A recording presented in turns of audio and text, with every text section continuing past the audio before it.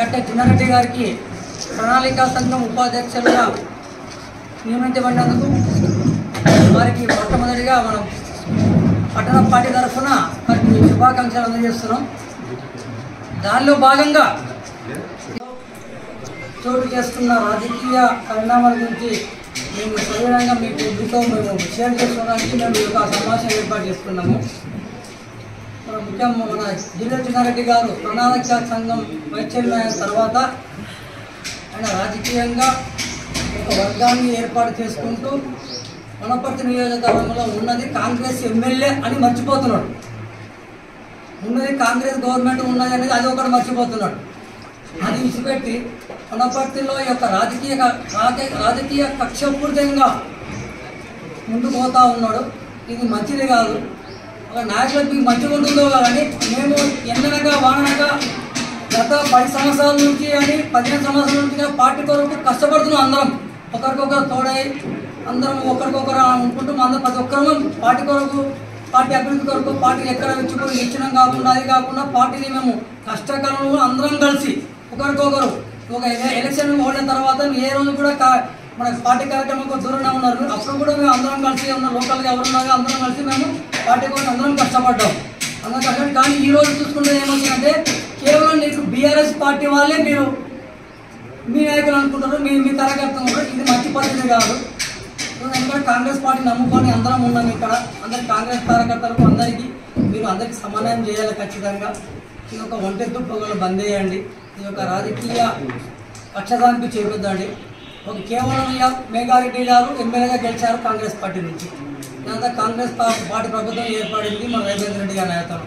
ఇది ఏర్పడిన తర్వాతనే నీకు వచ్చింది ఈ యొక్క ప్రణాళిక సంఘం ఉపాధ్యక్ష పదవి మర్చిపోకండి సార్.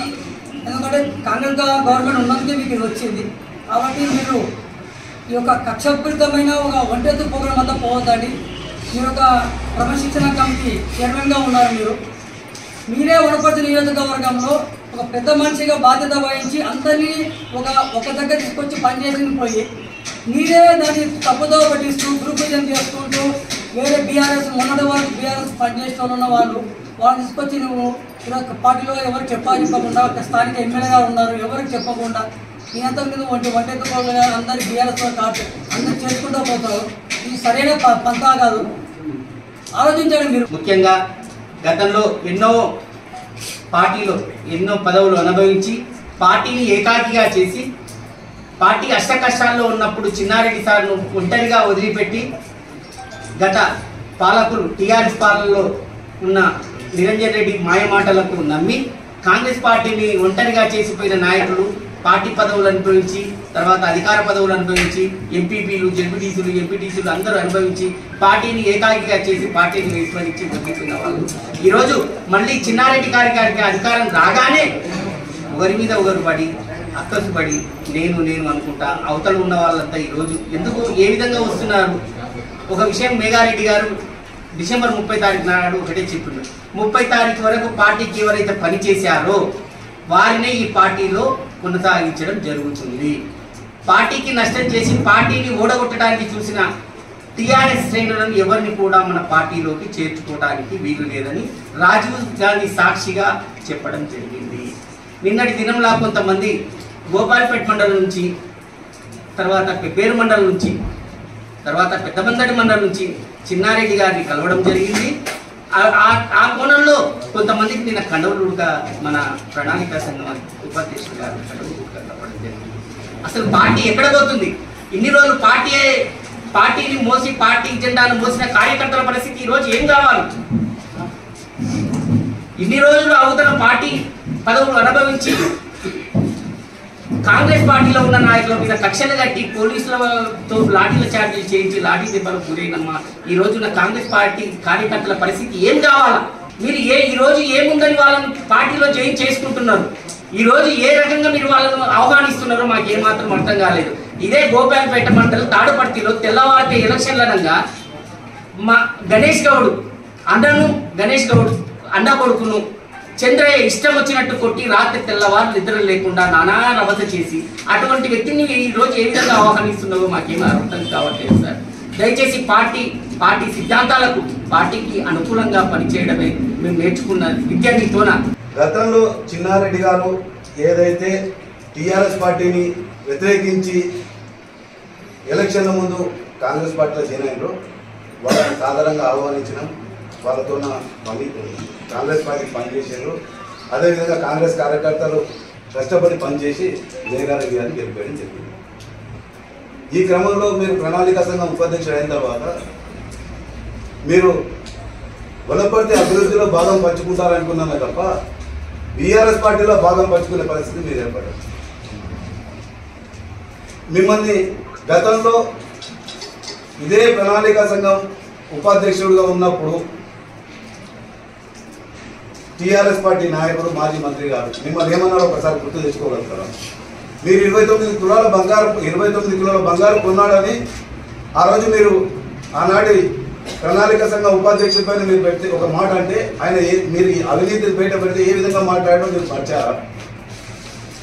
ఆ తర్వాత ఈరోజు అన్ని మాటలు అన్నటువంటి వ్యక్తితో మీరు ఈరోజు ఊడుపుట అనే 3 వ్యక్తులు, ఒకరికి ఇల్లు లేదన్నాడు, ఒకరికి పొయ్యి లేదన్నాడు. ఈరోజు ఇల్లు లేనుండి పొయ్యి లేనుండి కలుపుకొని ఒక దగ్గర మీరు వ్యవహారం చేయాలనుకున్నారు.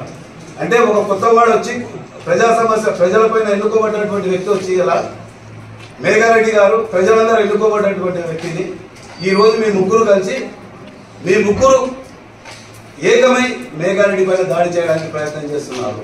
గతంలో ఎమ్మెల్యే ఎలక్షన్ జరిగిన సందర్భంలో చాలా మంది చెప్పిన మాకు లేదు చిన్నారెడ్డి గారు కాంగ్రెస్ పార్టీకే పనిచేసిండు చేయలేదు అనే చాలా విషయాలు బయట పెట్టినప్పటికీ ఏ రోజు కూడా మేము ఆయనను అనుమానించలేదు. ఎందుకంటే ఆయన నిబద్ధత గల మనిషి, ఏ రోజు ఆ తప్పు చేయడానికి మేము భావించినాం.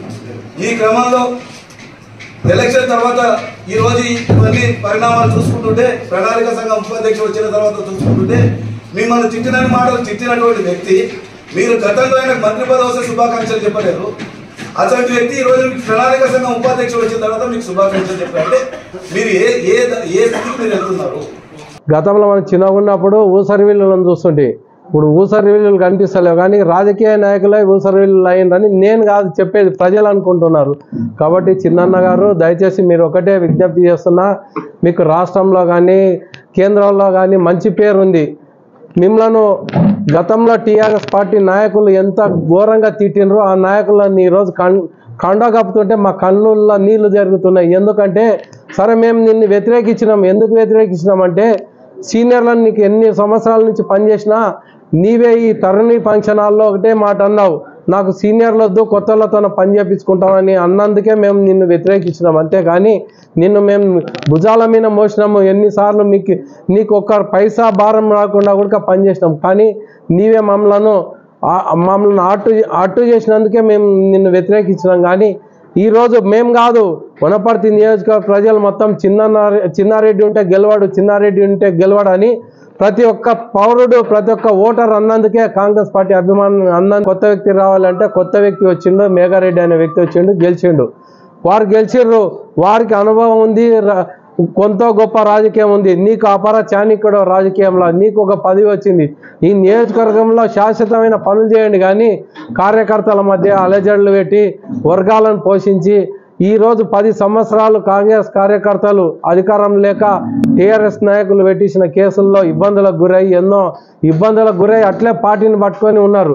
కానీ ఈరోజు నేను చేస్తున్న తప్పేందంటే టీఆర్ఎస్ నాయకులను తీసుకొచ్చి మళ్ళీ కాంగ్రెస్లో కలిపి వాళ్ళకి కండాలు కప్పి ఇది ఒక 119 నియోజకవర్గాలు ఉన్నాయి. నీవే ఒక క్రమశిక్షణ కమిటీ చైర్మన్, ఏఐసిసి నీవే ఇక్కడ తప్పు చేస్తే మిగతా 119 నియోజకవర్గాల్లో కూడా అక్కడ వర్గాలు తయారైతే మళ్ళీ కాంగ్రెస్ పార్టీని రేపు భవిష్యత్తులో మళ్ళా బతకాలని చూస్తున్నారా? ఒక దిక్కు రేవంత్ రెడ్డి గారు ఇంకా 20 సంవత్సరాలు కాంగ్రెస్ పార్టీని ఇక్కడ తీసుకురావాలనే ఆలోచనతో ఆయన పనిచేస్తున్నాడు. ఈరోజు టీఆర్ఎస్ ప్రభుత్వము ఈ యొక్క ఆర్థిక పరిస్థితిని పూర్తిగా అడుగంటిన పరిస్థితుల్లో కూడా ఈరోజు నిన్ననే 1వ తారీఖు నాడే ప్రభుత్వ ఉద్యోగులకు జీతాలు వచ్చే విధంగా చేసిండ్రు. పోయిన నెలల పింఛన్ కూడా 27వ తారీఖు నాడే వృద్ధులకు పింఛన్ వచ్చే విధంగా ఆర్థిక పరిస్థితి బాగాలేకున్నా ఆ విధంగా రేవంత్ రెడ్డి గారు మంత్రివర్గం తాపత్రయపడుతున్నారు. నీవు వారికి సరైన సలహాలు సూచనలు ఇవ్వాలి, కానీ ఇక్కడ వనపర్తిలో వర్గాలను సృష్టించొద్దు. చిన్నన్న గారు దయచేసి మీకు విజ్ఞప్తి చేస్తున్నా.